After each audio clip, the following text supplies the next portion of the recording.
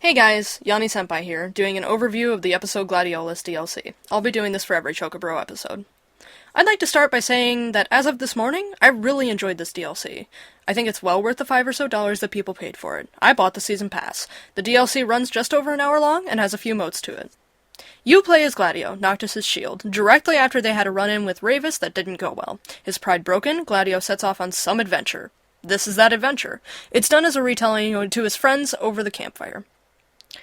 Gladio meets up with Kor, who takes him to run the trials of Gilgamesh, the same trials Kor survived but didn't complete.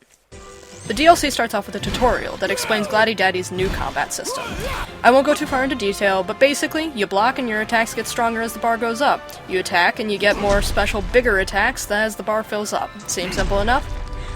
Originally, I posted all of the gameplay of the story mode on my Facebook page, so if you're interested, you can find me on Facebook if you search Yanni-Senpai. The videos are set to public. I also post coverage of the timed quests as soon as they come out, even though they're on break at the moment. Otherwise, I'll show relevant clips here. After that, Kor and Gladio get into the cave. Kor actually stays by your side to help you fight for everything but the trial rooms themselves, meaning for boss fights, you're on your own. Kor's a great teammate. The first thing I noticed at this time was that the soundtrack to the DLC is fantastic. I love all of the Final Fantasy XV soundtrack, but this is a great addition. The environments are pretty as always, and Gladio handles just as smoothly as Noctis. It means I still wouldn't want to take him into Pitchias, but he definitely runs in the direction you tell him to. Throughout the cave, you fight 3 different types of ghostly warriors. A warrior, a rogue, and a buffier, smarter warrior, from what I can tell. You'll also fight a couple of monsters and demons you remember from the original game, such as reapers, skeletons, wyverns, and bullets. There's one fight with bombs in it, which seems out of place, but not in a bad way. They're some of my favorite Final Fantasy monsters, so I'm not really complaining. The first boss is a big ol' snake, which Kor is present for. It's an easy fight in all honesty. Then Gladio fights Gilgamesh, a fight he's destined to lose, so don't waste your items on it. At the havens, Kor and Gladio eat cup noodle. Nice little nod to the only thing the boy can cook. At each haven, you can talk to Kor about his trials too, which is nice. The first trial is a Nurgle, basically a necromancer. Status effects come into play, but he's a bit of a pushover too. I was worried at this point that the bosses wouldn't be difficult, but that wasn't a worry for too long. Gladio grabs the soul of a challenger and gains an ability after each of these boss fights. This time around, it's a buff for your shield that's just kind of necessary, really. The game would be impossible without it. Another haven and a talk with Kor awaits. During these next fights, you're informed that, Jesus Christ, Gladio, what the fuck are you doing? You can pick up massive stone pillars and hit things with them. Amazing! Annoying thing about this mechanic is it does run on the prompt button, being the same button as jump or attack in some game versions, which means sometimes you'll jump at the pillar instead of grabbing it. Just grab it, Gladio, please, please! Next boss fight is a really big dragon called the Enkidu. He's a bit annoying as he can, fly as dragons do. I found on the main story that I had no problem guarding against his attacks, while the occasional fluke on my part that I immediately recognized as my fault. On the score trial mode, however, I found that it wasn't reading my guard inputs as well. That's a story for later. This was the first boss fight in the game, that when he appeared, my heart started pounding. He's big, he flies, and he's on fire! This dragon exudes fire from his damn skin! In the trailers, we saw Gladio on the back of a dragon punching the hell out of its neck. This is that dragon, and as a counter, you can do just that. Gladio takes another soul flame and gains the Maelstrom Glaive Art, the name for the special attacks. Now, we fight some more warriors and make our way into this huge cavern. You can see below some wyverns, and above some bullets. The environment is breathtaking as always. Making your way downtown, that is, down the rickety wood planks that they call ramps, you see a motherfucking Bandersnatch, surrounded by bullets and wyverns. This guy hits hard and strikes often.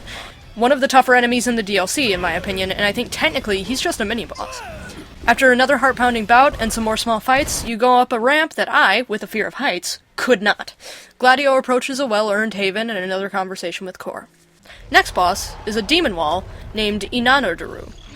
There's no way I'm pronouncing that right, and I'm not gonna keep trying. This name doesn't matter. It's a fucking demon wall, and I hate it. I walked into that room, it spawned, and the first thing I said was, fuck! No! I don't wanna! But I really don't want to! This boss fight, pretty much, is what you can expect from a demon wall. Annoying, but not too challenging. This is one of the last stretches. The next trial is one of the hardest fights that had my heart pounding the whole time. A red giant called Humbaba. This fight is frustrating and difficult.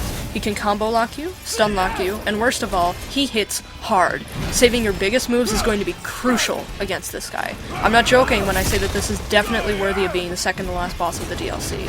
There's only 1 or 2 pillars to hit him with, and they don't even hit him hard enough to put really a big dent in him. On top of that, he's fast. Right as I got knocked down and used a potion, he was on me again, dealing tons of damage. Once you finally down him, you grab the last good Soulfire, granting you the ability to so much as damage Gilgamesh. Thanks, finally. After one final campout and talk with Core, it's time to face the man, creature, whatever he is, that you came here just to fuck up. Gilgamesh. God grant me the strength not to include that old-ass meme. He doesn't even say Gilgamesh. He says the name of a metal band that's just based on the Sumerian king name Gilgamesh. Future me, please don't. Garugamesh! She did it, didn't she? Fuck. This fight is nuts. I got him down to half health, and was rationing my healing items as such, and when I got to the point where I felt like I was ahead on the pace of his HP to my healing items, he slashes a scar across Gladiolus' face, and soon he's revived to full health, stronger now. I'm in deep shit. I didn't use but 2 or 3 Phoenix Downs in the entirety of the main game's story, but I use almost my whole stock for this fight. It's hard, it's heart-pounding, and it's fantastically fun and rewarding. I don't think I've had this much fun with a boss fight since playing the original game of Final Fantasy XV when I fought Leviathan, Arden, or Aranea. If they can pull off fun like that for the other character DLCs, I'll be well happy with the price of $25 for the Season Pass. Not that I'm not already.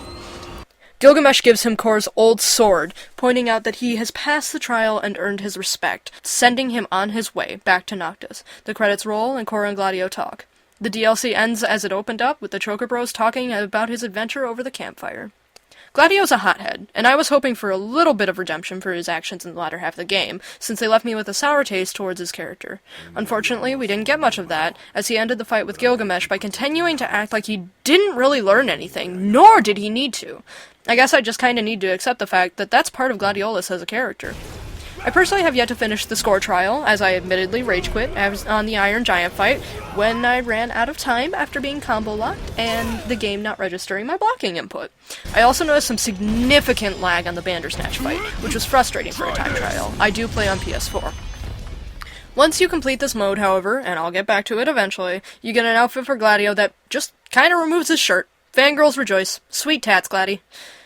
The final trial, something I am also saving for later, is much like the training mode at Havens in the original game. It's a difficult fight between Gladio and Core. Overall, I like this DLC. I've played and paid for much worse. It's a good addition to the game, but not having it doesn't really take anything away from the original. In my opinion, it's a solid $5 purchase. Just as solid as those Gladiabs. Nice. As always, I hope you guys have a good one. Remember to take care of yourselves, and I'll see you at the next one in June.